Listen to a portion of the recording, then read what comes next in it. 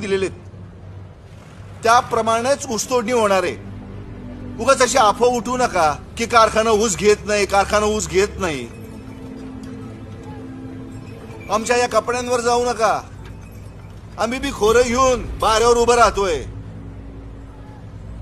अहो, तुमच्या कष्टाची जाणीव आहे आम्हाला आणि म्हणूनच कारखाना तोट्यात असताना सुद्धा सहकारी बँकेकडून 35 कोटीचं कर्ज घेतलंय आम्ही.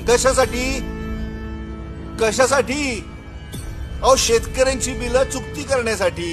हा, शेतकऱ्यांसाठी घेतलं का बँकेचं बुडवाय करता घेतलं? एमडी, अहो, लोकशाही आहे. सगळ्यांना बोलण्याचा अधिकार आहे. या काळ्या मातीची शपथ घेऊन सांगतो, त्यातला एक पण पैसा आम्ही स्वतःसाठी वापरलेला नाही.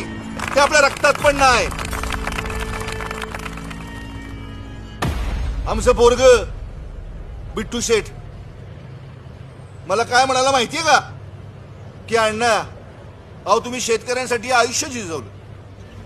मी यापुढं माझ्या शेवटच्या श्वासापर्यंत मी या शेतकऱ्यांच्या पाठीशी उभा राहणार आहे म्हणाला बिट्टू शेठ. ती तळमळ दिसती साहेब तुमच्या बोलण्यातून.